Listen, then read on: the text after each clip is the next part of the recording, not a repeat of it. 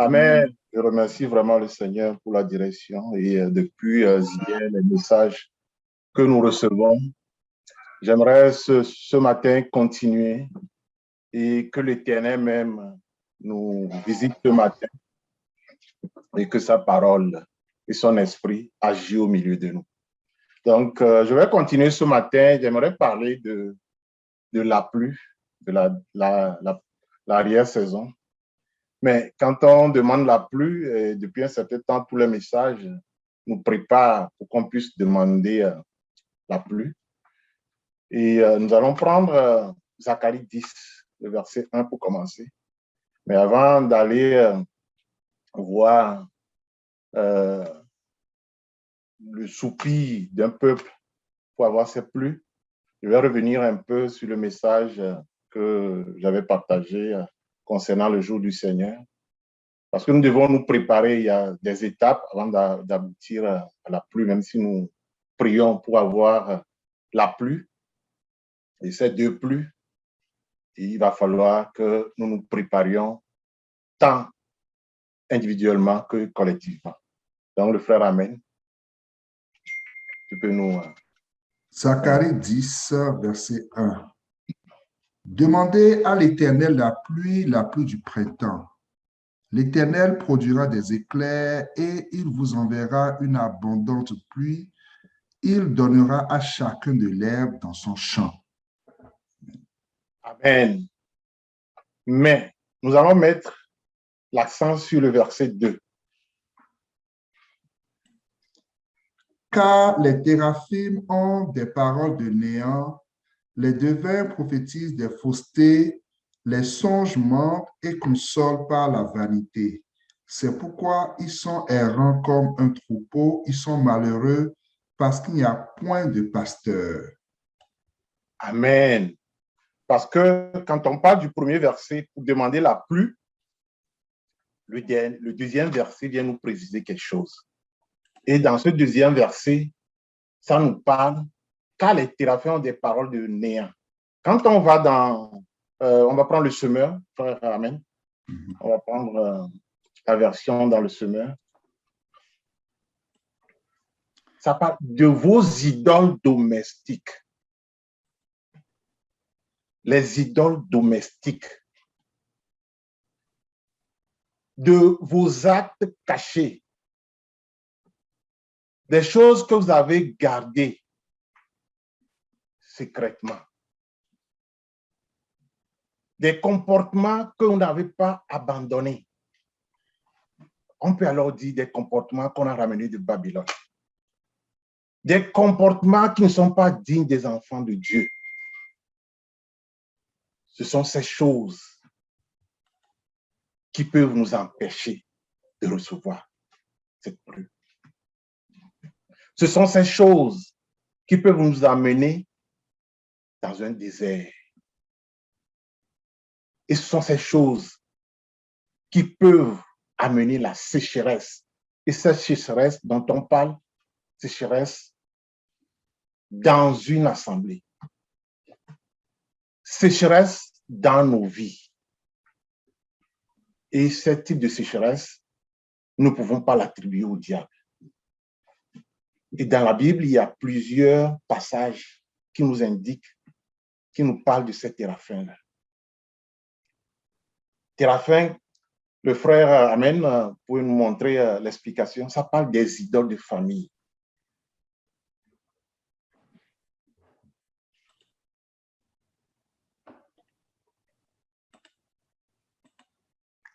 L'explication, oui. Idolâtrie, idole, image, téraphin, idole de famille. Amen. Et on va aller dans 1 Samuel 15. Parce que quand nous crions pour la pluie, il y a des préalables, il y a des choses que nous devons faire d'abord. 1 Samuel 15, versets 22 à 23.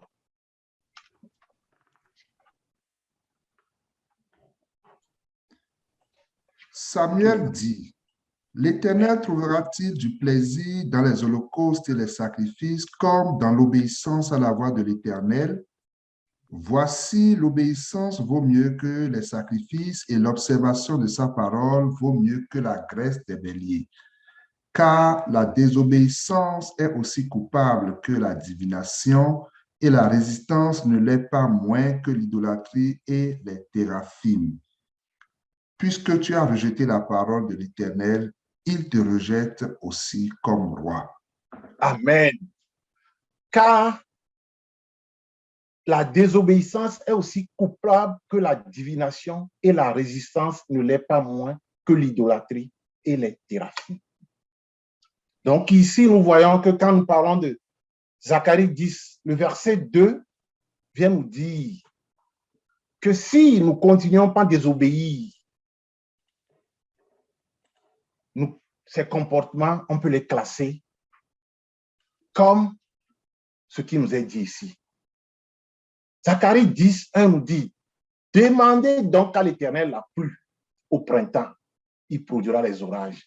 Il vous accordera une pluie abondante qui fera pousser l'herbe de chacun dans son champ. Car vos idoles domestiques ont débité des mots trompeurs. Les devins ont transmis des révélations fausses. Ils racontaient des songes qui n'étaient que mensonges. Et là, on nous a beaucoup entretenu sur ces comportements, souvent que nous avons reliés aussi à Babylone. Mais avant qu'on ne tombe sur la pluie, j'aimerais parler de ce désert, de cette sécheresse qui empêche la pluie dans nos vies. Et comme je le disais, on avait parlé du jour du Seigneur. Nous savons que ce sont des étapes qu'on devait traverser avant d'arriver à cette étape ultime où nous allons rentrer dans cette promesse. Et dans le parcours du chrétien, il arrive des moments où, par inadvertance, il semble avoir une longue sécheresse dans nos vies. Et c'est pas dans ces moments-là que les expériences deviennent difficiles. Et souvent, comme on l'a vu dans l'Apocalypse, l'œuvre du diable s'accélère dans ces moments de sécheresse-là pour nous détourner de l'objectif, pour nous détourner du Seigneur. Mais rappelez-vous, on l'avait vu dans le psaume 40, on disait que dans le cheminement, ce sont des étapes. Donc, on passe d'abord dans la fosse de destruction. Nous sortons de cette fosse, nous montons, nous rentrons dans la boue où le péché vient pas. Et quand on arrive au troisième stade, où on est sur le roc, nous devons tout faire pour maintenir notre position quand on arrive à ce stade-là. Et dans le psaume 40, nous avons parlé du fait que pour pouvoir maintenir cette position, nous devons avoir un cœur pur. Et dans le psaume 40, nous voyons que on ne l'appelle pas un cœur bien disposé. Donc,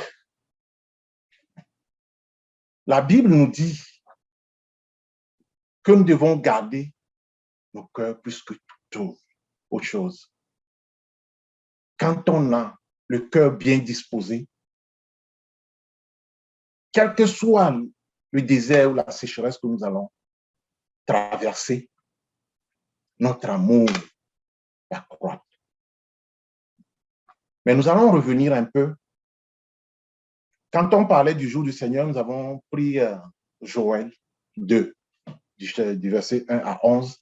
Mais maintenant, nous allons prendre Ézéchiel 9. Nous allons prendre Ézéchiel 9 parce que ça décrit ce jour-là. Mais nous allons parler du marquage que le Seigneur fait. Et c'est pour cela que quand les trompettes continuent par sonner, le message qu'on a eu hier, ceux qui n'ont pas eu la chance d'être présents, je vous encourage à réécouter ce message-là. ce message-là, mais ce matin, nous allons voir l'autre côté qui parle du marquage. Nous allons parler du jour du Seigneur, mais je vais parler du travail que notre Seigneur, le Seigneur et Sauveur, fait. Il y a un travail de marquage qui se fait. Et quand on est marqué, on doit rester dans un processus. Nous allons prendre Ézéchiel 9, versets 1 à 6. Frère, amen. Puis il cria d'une voix forte à mes oreilles. Approchez, vous qui devez châtier la ville, chacun son instrument de destruction à la main. Et voici 6 hommes arrivèrent par le chemin de la porte supérieure du côté du septentrion, chacun son instrument de destruction à la main. Il y avait au milieu d'eux un homme vêtu de lin et portant une écritoire à la ceinture. Il vint se placer près de l'autel d'airain.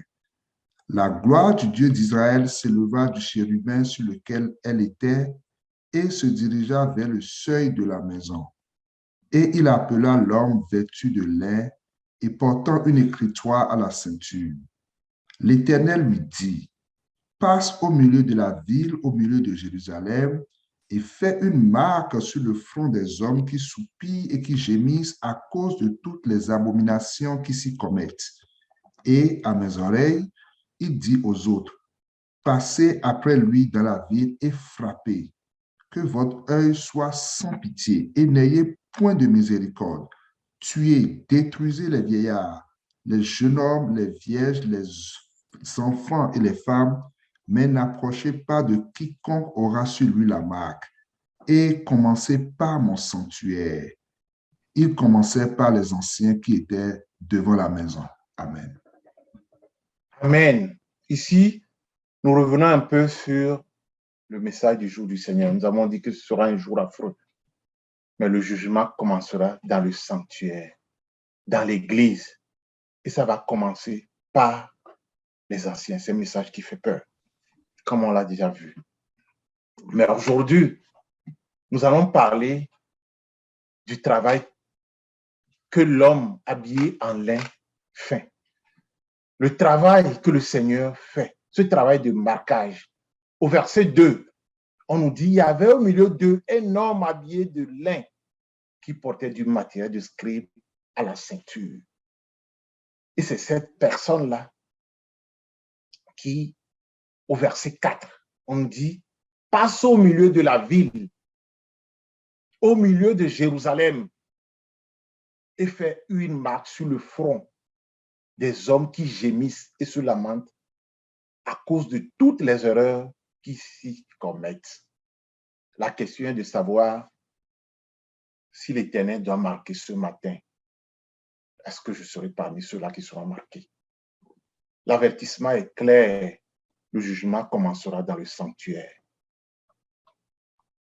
Et dans le sanctuaire, on commencera par les anciens. Ça montre la charge, l'importance pour nous en tant que chrétiens, en tant qu'anciens, en tant qu'hommes de Dieu. Nous devons avoir. Ici, on nous donne l'image du Christ vêtu de lin et qui exerce son service au travers de ses serviteurs. Et c'est un travail qu'il va faire, il va sceller ses serviteurs. Nous crions ce matin pour que ce travail de marquage puisse commencer et que nous soyons parmi ceux-là qui gémissent et se lamentent. Que nous soyons parmi ceux-là que quand nous voyons des choses, nos cœurs ne restent pas insensibles. Quand on s'attaque à l'Éternel, le sceau qui est sur notre cœur fait que nous ne pouvons pas rester indifférents. Le sceau qui est sur notre cœur fera que, en chrétien, on garde l'amour fraternel. L'amour fraternel qui commence dans sa maison, entre nous. Parce que le sceau commence toujours par le cœur. Et quand ça commence par le cœur, ça avance. Ça touche le cerveau. Parce que ça commence par le cœur, mais la réflexion viendra du cerveau. Et quand les deux là sont acquis, ça touche nos mains qui parlent là de nos œuvres. Et cet exemple, l'image que nous pouvons prendre pour voir ça, se trouve dans les vêtements sacerdotaux. Ces vêtements montrent ces choses. Il y a le sceau du cœur par les 12 pierres qui sont placées. Le cœur sur les mains par les 12 pierres posées sur les mains et ensuite le sceau sur la tête par le turban pur. Le cœur parle de notre affection afin que notre amour pour Christ soit approfondi et stable. C'est dans le cœur de l'homme que la parole du Seigneur peut grandir.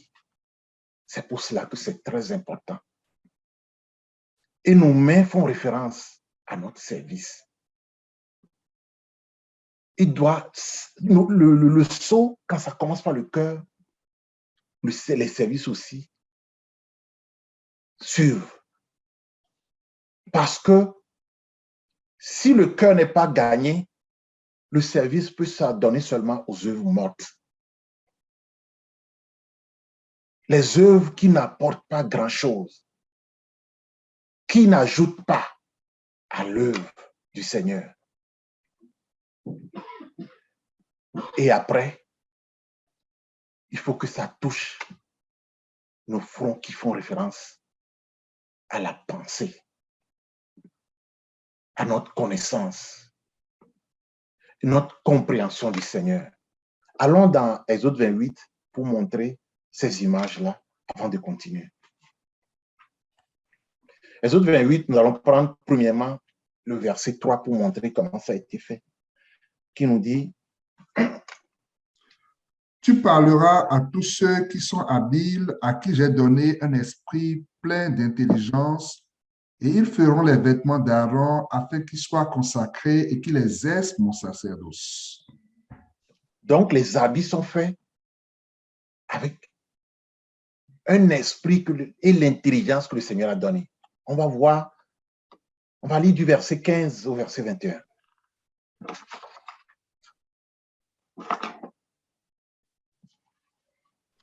Tu feras le C'est bon? Oui. Tu feras le pectoral du jugement artistiquement travaillé. Tu le feras du même travail que l'éphod. Tu le feras d'or, du fil bleu, pourpre et cramoisi et du fin retors. Il sera carré et double. Sa longueur sera d'un empan et sa largeur d'un empan. Tu y enchâsseras une garniture de pierre, 4 rangées de pierres. Première rangée, une sardoine, une topaze, une émeraude. Seconde rangée, une escarboucle, un saphir, un diamant. Troisième rangée, une opale, une agate, une améthyste. Quatrième rangée, une chrysolite, un onyx, un jasme. Ces pierres seront enchâssées dans leur monture d'or. Il y en aura 12 d'après les noms des fils d'Israël. Elles seront gravées comme des cachets, chacune avec le nom de l'une des 12 tribus. Amen. Et nous allons lire le verset 29 au verset 30. Lorsque Aaron entrera dans le sanctuaire, il portera sur son cœur les noms des fils d'Israël gravés sur le pectoral du jugement pour en conserver à toujours le souvenir devant l'Éternel. Tu joindras au pectoral du jugement l'Urim et le Thummim, et ils seront sur le cœur d'Aaron lorsqu'il se présentera devant l'Éternel. Ainsi, Aaron portera constamment sur son cœur le jugement des enfants d'Israël lorsqu'il se présentera devant l'Éternel. Amen. Il le portera constamment sur son cœur. Mais nous savons que nous représentons de nos jours Nous sommes des enfants élus des sacrificateurs. Mais nous devons garder constamment sur nos cœurs ces fondements, ces pierres précieuses. Nous avons tellement eu dans des enseignements du frère Jean-Philippe là-dessus.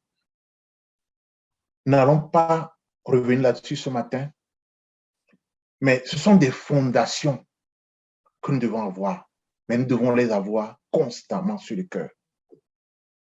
On parlait tout à l'heure des idoles. Mais tant que nous n'avons pas enlevé ces choses, le diable peut nous attaquer. Je vais prendre un exemple pour revenir sur le fait que nous allons prendre l'exemple de Laban et de Jacob. Allons dans Genèse 31. Quand Laban voulait faire du mal à Jacob, qu'est-ce que Rachel avait fait? Elle avait volé le téraphim de son papa. Laban disait que je peux te faire du mal. Mais après, nous allons prendre 1 Samuel, juste que je retrouve un verset, 15, 22 à 23. Samuel. Non, nous allons prendre Genèse 31 plutôt. Genèse 31. Désolé. Genèse 31, à partir de quel verset? Genèse 31, nous allons prendre le verset 19. 19. Tandis que Laban était allé tondre ses brebis, Rachel déroba les téraphim de son père. Amen. Et nous allons lire maintenant verset 35. Elle dit à son père, que mon Seigneur ne se fâche point si je ne puis me lever devant toi, car j'ai ce qui est ordinaire aux femmes. Nous allons lire le verset 34. 34. Okay. Oui. Avant de... Ouais, c'est ça. Rachel avait pris les téraphim, les avait mis sous le bas du chameau et s'était assise dessus. Laban fouilla toute la tente et ne trouva rien. Elle dit à son père, que mon Seigneur ne se fâche point si je ne puis me lever devant toi, car j'ai ce qui est ordinaire aux femmes. Il chercha et ne trouva point les téraphim. Amen. Rachel a caché les téraphim parce que elle savait que son papa pouvait faire du mal à Jacob. Nous devons laisser tout ce qui peut nous aider à faire du mal. Et ça passe premièrement par ce saut-là qui touche notre cœur, qui nous fait disposer, qui, par l'œuvre du Seigneur, nous a marqués et nous a sortis de la boue et a mis nos pieds sur le roc. Et quand on tombe amoureux de ce service-là, on ne pourra plus être indifférent. Quand on tombe réellement amoureux, on aime le corps dans son entièreté. Mes frères, que le Seigneur, son esprit nous localise ce matin. Il est vrai que cette pandémie nous a éloignés physiquement, mais ça ne doit pas empêcher l'amour qui doit régner au milieu de nous. Amen. Il est vrai que nous traversons des moments difficiles, mais nous ne devons pas nous comporter comme le monde. Que l'amour qui doit nous guider règne au milieu de nous. Nous devons être dans la joie quand nous rentrons dans la maison du Seigneur. Nous ne pouvons pas venir dans la maison du Seigneur et courir pour fuir. Quand on rentre dans la maison du Seigneur, même si nous sommes à distance, de grâce, on allume nos caméras, on dit bonjour, on fraternise. On montre cet amour-là. Que le monde extérieur, que les vicissitudes ne nous enlèvent pas cet amour-là. Que les problèmes de ce monde ne nous enlèvent pas ce sceau-là qui doit être sur nos cœurs. Que cet amour qui fait que quand nous restons dans la maison de l'Éternel, le message peut prendre des heures, mais nous sommes joyeux, nous sommes contents. Et le travail, cette source d'eau vive nous nourrit. C'est la seule condition qui fera qu'on pourra être des terrembites, qu'on pourra être des colonnes dans sa maison. On ne peut pas venir se cacher dans sa maison. Le monde extérieur, les comportements qui font que nos cœurs ne se rattachent plus à l'Éternel peuvent empêcher la pluie. Et quand la pluie est empêchée, c'est que la sécheresse s'installe. Et quand la sécheresse s'installe, l'iniquité prend la place. Et quand nous voyons ce qui se passe de nos jours, nous devons soupirer à la pluie. Nous devons prier pour que le Seigneur puisse agir. Allons dans Cantique des Cantiques. Pour parler de cette empreinte-là qui doit être sur nos cœurs. Cantique des Cantiques 8, verset 6.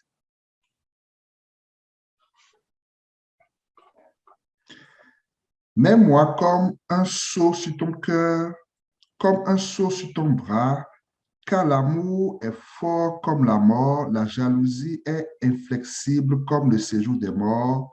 Ces ardeurs sont des ardeurs de feu, une flamme de l'Éternel.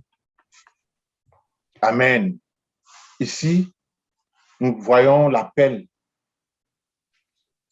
du sceau du cœur, l'appel de Christ à l'endroit de l'Église pour que nous nous emparons, pour que notre affection augmente, grandisse envers notre époux, Christ. Que le Seigneur nous aide. Parce que le cœur, comme on l'a dit ici plusieurs fois, est le lieu où Satan vient agir aussi. Et comme on l'a vu dans Matthieu, il y a différents types de sols. Ce sont des différents types de terre. Soyons des sols fertiles. Matthieu 13, nous allons lire le verset 23. Soyons des bonnes terres pour que l'œuvre, l'évangélisation puisse prendre place dans son corps. Et surtout, quand on va quitter le corps, que ces villes, que ces peuples qui sont tourmentés à ces moments viennent à l'Éternel.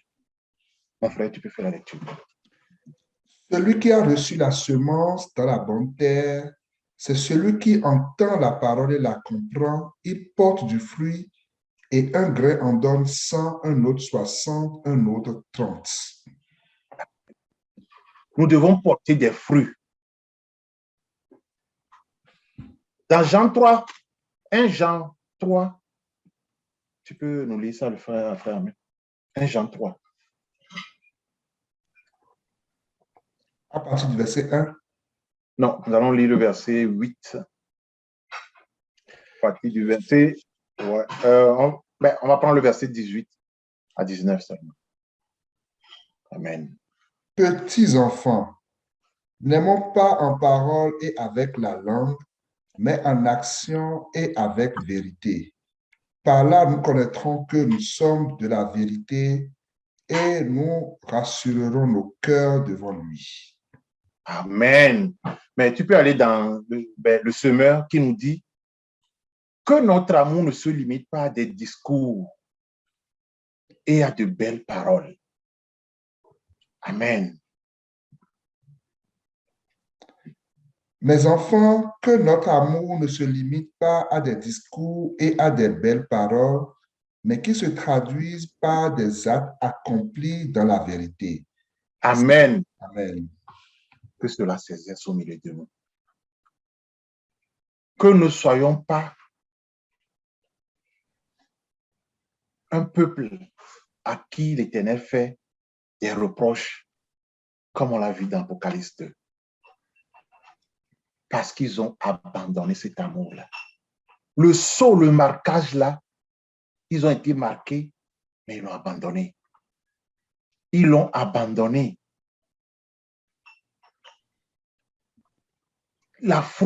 Cette froideur-là ne doit pas exister au milieu de nous. Apocalypse 2, nous allons nous rappeler ça encore ce matin, pour que son amour se déverse au milieu de nous. Apocalypse 2, verset 4.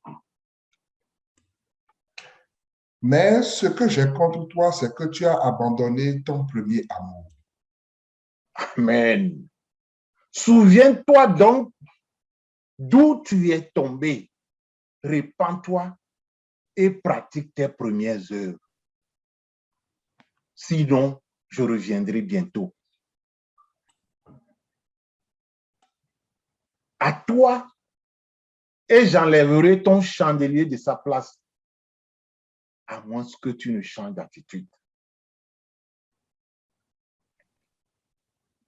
Ce que l'Éternel reprochait à l'église d'Éphèse ici, c'était sa froideur. Parce que l'église avait abandonné son premier amour. Et cet abandon-là vient premièrement sur le plan individuel. C'est pourquoi chacun de notre côté, nous devons nous exercer à faire cet effort. Mais collectivement, nous avons cette responsabilité-là. Que la distance, que l'éloignement ne nous empêche pas. Parce que l'amour pour Dieu dépasse tout. Et quand on est dans ce corps-là, nous devons tout faire pour que cet amour-là soit au milieu de nous. Dans Éphésiens 1, 17, il est dit, je prie que le Dieu de notre Seigneur Jésus-Christ, le Père de gloire, vous donne un esprit de sagesse et de révélation qui vous le fasse connaître. Cet esprit de sagesse et de révélation, si on le connaît, si on est vraiment marqué, cette connaissance de l'Éternel va faire que nos pieds vont continuer à être solidement sur le roc. On va lire Proverbe 3, versets 13 à 18, pour nous montrer l'importance que nous devons accorder à cette sagesse-là que l'Éternel nous a donnée quand on est venu à lui. 13 à 18. Heureux l'homme qui a trouvé la sagesse et l'homme qui possède l'intelligence, car le gain qu'elle procure est préférable à celui de l'argent et le profit qu'on en tire vaut mieux que l'or. Elle est plus précieuse que les perles, elle a plus de valeur que tous les objets de prix. Dans sa droite est une longue vie, dans sa gauche, la richesse et la gloire. Ses voies sont des voies agréables et tous ses sentiers sont paisibles. Elle est un arbre de vie pour ceux qui la saisissent et ceux qui la possèdent sont heureux. Amen. Donc, nous voyons ici cette sagesse-là. Heureux l'homme qui a trouvé la sagesse et l'homme qui possède l'intelligence. Parce que le bénéfice qu'elle procure est préférable à celui de l'argent. Ce bénéfice-là dépasse ce qui nous empêche des fois. L'argent, la richesse, cette sagesse nous donne plus de bénéfices que les gains de ce monde, que l'or que nous cherchons. Amen. Nous prions que cette parole que le Seigneur nous envoie puisse agir dans nos cœurs. Parce que l'Éternel nous dit que c'est du cœur que jaillisse la vie. Sa vie, tout ce qui doit provenir de l'homme, cette vie-là, nous devons garder nos cœurs purs. Tu peux lire le Proverbe 4, verset 23, le frère. Garde ton cœur plus que toute autre chose, car de lui viennent les sources de la vie. Amen. Parce que c'est de cœur que vient la vie. Si nous voulons avoir cette vie de vainqueur, si nous voulons être un peuple qui crie et qui marche dans la volonté du Seigneur, que cet amour-là nous imprègne. Amen. Et avec ces moments que nous passons, nous voyons que la nuit est très avancée. Et au moment où nous nous préparons pour ce jour du Seigneur, nous devons continuer par prier. Que nous soyons des vainqueurs. Mais nous allons reprendre Zacharie 10 qu'on a lu au début.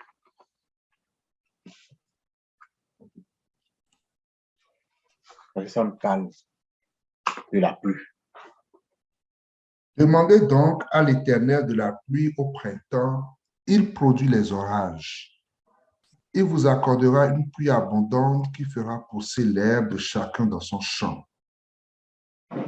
Car vos idoles domestiques ont débité des mots trompeurs. Amen. Là, on va prendre seulement le verset 1. Amen. Et nous allons dans Deutéronome 11 pour parler de la pluie. Parce que pour pouvoir recevoir les pluies, comme on l'a vu, depuis que le Seigneur nous a donné cette autorité à la Pentecôte, à l'effusion de l'Esprit Saint, il y a des choses qui sont passées. Nous allons lire Deutéronome 11, versets 11 à 17. Les versets 11 à 17. Le pays que vous allez posséder est un pays de montagnes et de vallées et qui boit les eaux de la pluie du ciel. C'est un pays dont l'Éternel, ton Dieu, prend soin et sur lequel l'Éternel, ton Dieu, a continuellement les yeux du commencement à la fin de l'année. Si vous obéissez à mes commandements que je vous prescris aujourd'hui, si vous aimez l'Éternel, votre Dieu, et si vous le servez de tout votre cœur et de toute votre âme, je donnerai à votre pays la pluie en son temps, la pluie de la première et de l'arrière-saison, et tu recueilleras ton blé, ton mou et ton huile. Je mettrai aussi dans tes champs de l'herbe pour ton bétail, et tu mangeras et tu te rassasieras. Gardez-vous de laisser séduire votre cœur, de vous détourner, de servir d'autres dieux et de vous prosterner devant eux. La colère de l'Éternel s'enflammerait alors contre vous. Il fermerait les cieux et il n'y aurait point de pluie. La terre ne donnerait plus ses produits et vous périrez promptement dans le bon pays que l'Éternel vous donne. Amen. Amen. Ce passage résume bien tout ce que j'aimerais que l'Éternel nous enseigne ce matin.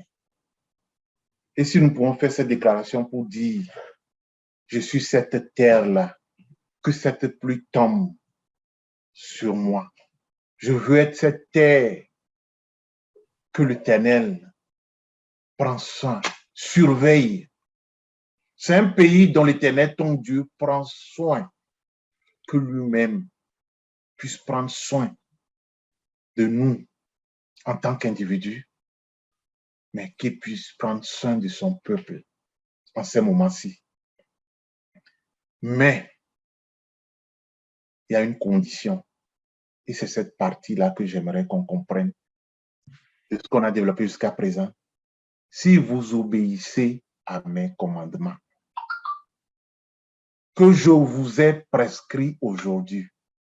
Si vous aimez l'Éternel, votre Dieu, et si vous le servez de tout votre cœur, on ne peut pas aimer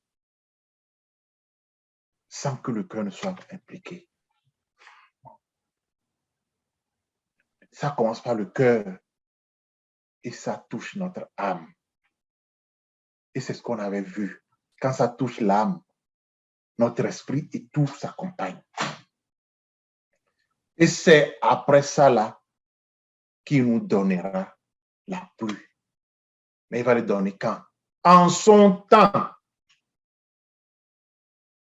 Et quand on parle d'effusion du Saint-Esprit, c'est là où il nous dit la pluie de la première et de l'arrière-saison. Et c'est ce qui s'est passé à la Pentecôte. Parce qu'il y a un temps qui doit arriver. Quand le Seigneur Jésus-Christ allait partir, il avait donné cet ordre-là. Restez à Jérusalem. Gardez ces paroles dans vos cœurs. N'allez pas manger à Babylone, ne quittez pas, ne vous éloignez pas. Mais qu'est-ce qu'ils ont fait? Ils montaient dans la chambre haute. Le peuple se réunissait. Les disciples étaient ensemble. Que le Seigneur nous aide en tant qu'Église, en tant qu'assemblée, en tant que corps qui se lève dans ce monde. Au moment où nous voyons que l'iniquité prend la place, le Seigneur nous a dit de faire attention et de voir. Parce que nous ne serons pas avisés. Mais nous devons comparer les saisons. Nous devons sonder les temps. Il nous a donné l'exemple du figuier. Au verset 16, ici, il nous dit, gardez-vous de laisser séduire votre cœur, de vous détourner, de servir d'autres dieux et de vous prosterner devant eux.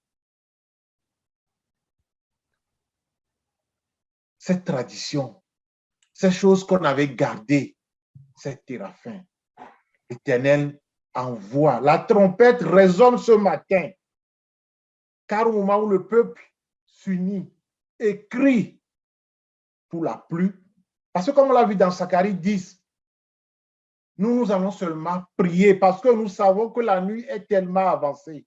La nuit est avancée. Mais nous sommes ensemble, nous crions, nous prions pour la pluie.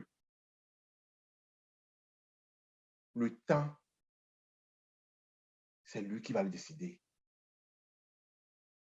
Mais au moment où nous crions pour la pluie, nous devons empêcher la colère de l'Éternel de frapper au milieu de nous. Sinon, nous savons que cette colère-là, ça ferme le ciel. Il ne peut plus y avoir de pluie. Ne soyons pas des instruments qui empêchent cette pluie-là. Parce qu'il y a un temps et nous savons que le temps est proche, la nuit est avancée. La Bible dit, quand le temps de la Pentecôte, quand le jour de la Pentecôte était arrivé, ils étaient tous ensemble. Tous ceux qui ont quitté Jérusalem, tous ceux qui là étaient là physiquement, mais ils sont partis. Quand on est ensemble là, nous ne parlons pas de lieu physique, de distance, mais nous parlons de l'esprit qui va agir. Parce qu'on l'a vu dans la Bible que ce n'est pas d'être là physiquement quand Dieu devait prendre la charge sur Moïse et déposer sur les anciens. Ceux-là qui n'étaient pas là physiquement aussi. Mais ils faisaient quelle œuvre? Ils étaient liés avec le même esprit. Ils ont reçu cet esprit-là. Quand le jour de la Pentecôte, le frère, mais tu peux mettre Acte 2, verset 1 à 2, était arrivé, pour qu'il puisse y avoir l'effusion du Saint-Esprit. pour que ce vent violent et que ce bruit puisse se produire, mes frères et sœurs, on doit être ensemble. Nous devons prier ensemble, crier à l'Éternel ensemble. Dans Zacharie 10, il nous dit de demander la pluie en son temps. Et l'effusion, le Saint-Esprit va descendre. Acte 2, verset 1 à 2. Le jour de la Pentecôte, ils étaient tous ensemble dans le même lieu. Tout à coup, il vint du ciel un bruit comme celui d'un vent impétueux et il remplit toute la maison où ils étaient assis. Amen. Au moment où nous crions pour que le Saint-Esprit puisse agir. Nous prions ce matin pour que son corps puisse rester à Jérusalem. Pour que son corps se nourrisse de cette eau-là, de ces paroles pures qui nous trouvent avec des cœurs disposés pour que l'effusion de cet esprit puisse se produire.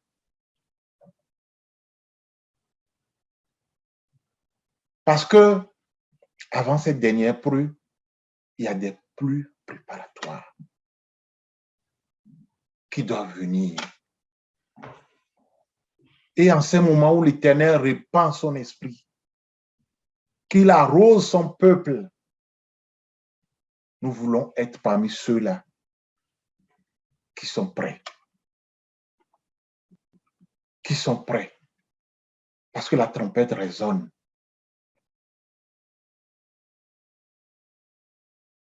Nous allons retourner dans Joël 2. Nous allons lire les versets 23 à 32.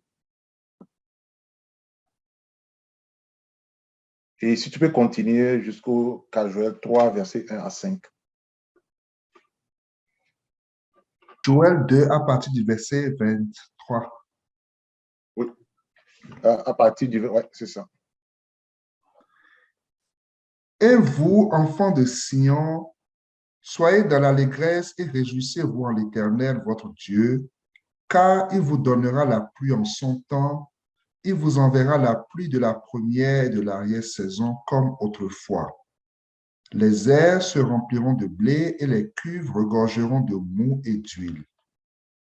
Je vous remplacerai les années qu'ont dévoré la sauterelle, le gélec, le asile et le gazam, ma grande armée que j'avais envoyée contre vous.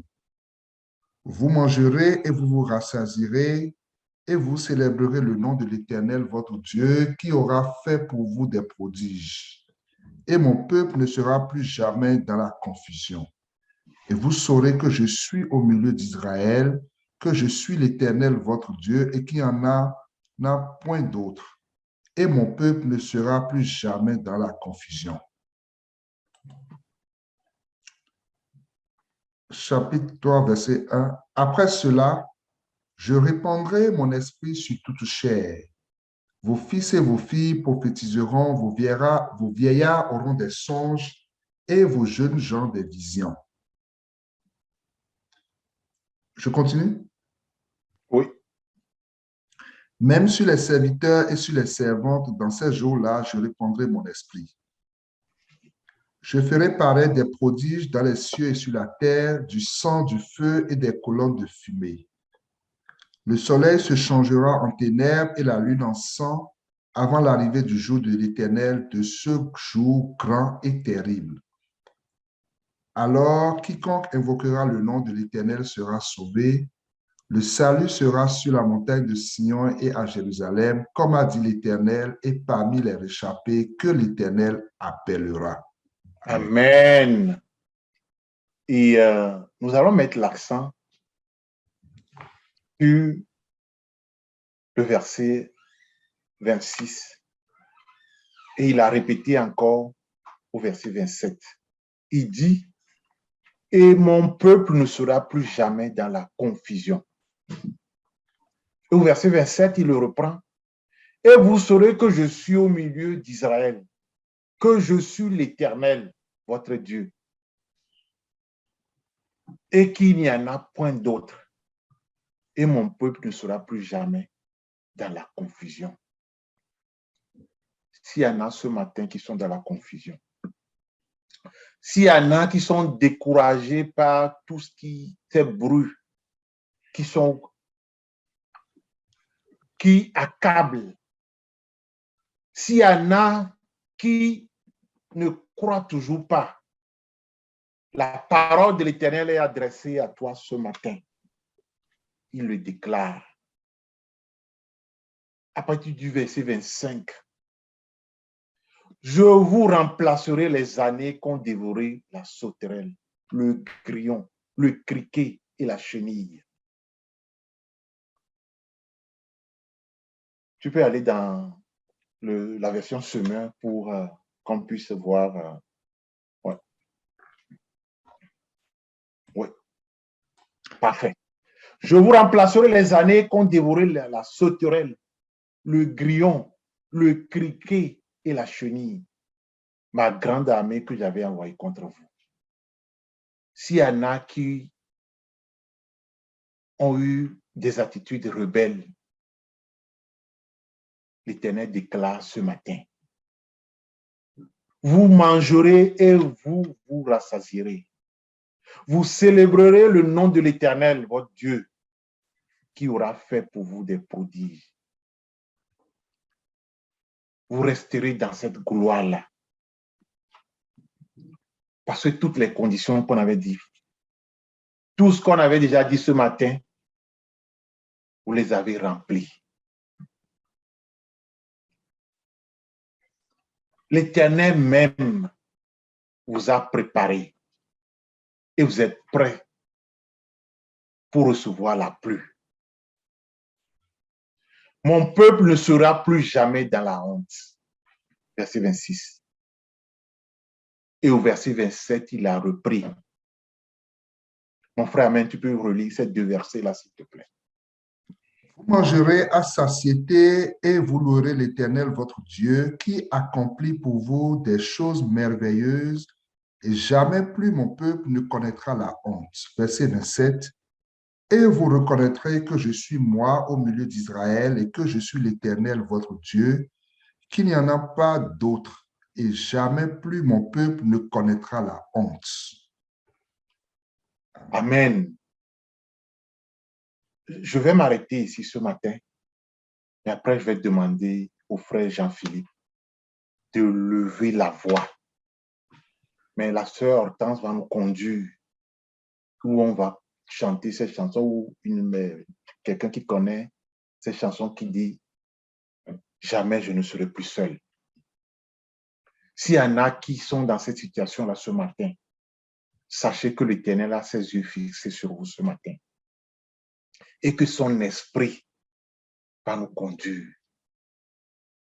et que son esprit fera l'œuvre qu'il a décrite dans Ézéchiel 26, 36.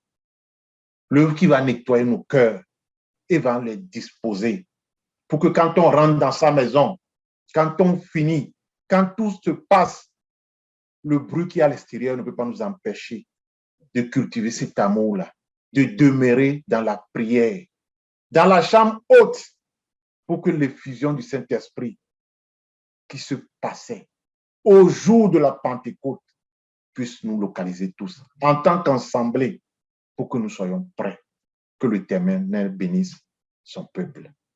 Amen. Amen. Amen.